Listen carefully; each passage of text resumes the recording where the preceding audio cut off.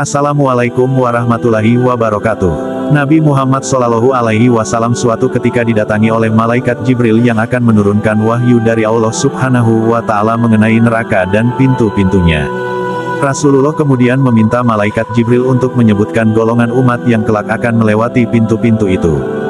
Wahai Jibril, siapakah yang akan menempati pintu pertama? Tanya Rasulullah Shallallahu Alaihi Wasallam.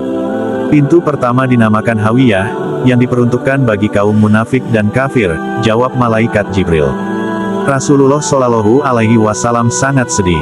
Lalu siapakah yang akan melewati pintu kedua? Tanya Rasul kembali. Pintu kedua dinamakan Jahim, yang diperuntukkan bagi kaum musyrikin, jelas malaikat Jibril. Bagaimana dengan pintu ketiga? Tanya Rasulullah Shallallahu Alaihi Wasallam kembali. Pintu ketiga dinamakan Sakar, yang diperuntukkan bagi kaum Sobiin atau kaum penyembah api, jawab malaikat Jibril. Selanjutnya pintu keempat untuk siapa? Tanya Rasulullah Shallallahu Alaihi Wasallam. Pintu keempat dinamakan Lada, untuk iblis dan pengikutnya, jawab Jibril. Rasulullah Shallallahu Alaihi Wasallam terdiam sejenak, ia berharap tidak ada satu pintu neraka yang diperuntukkan bagi umatnya.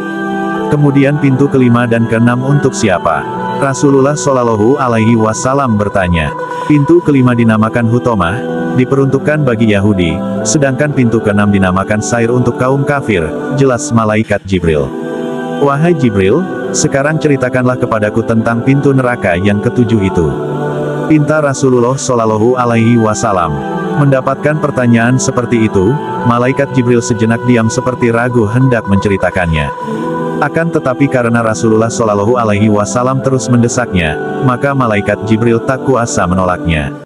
Ya Rasulullah, pintu ketujuh itu diperuntukkan bagi umatmu yang berdosa besar dan meninggal dunia sebelum mengucapkan tobat, jelas malaikat Jibril yang sedikit ketakutan. Begitu mendengar penjelasan yang terakhir ini, Rasulullah Shallallahu Alaihi Wasallam langsung pingsan seketika itu juga. Beliau tak menyangka bahwa umatnya pun disediakan tempat di neraka. Setelah sadar dari pingsannya, Rasulullah Shallallahu Alaihi Wasallam masih tampak sedih sekali. Beliau tidak dapat menahan air matanya yang mengalir deras.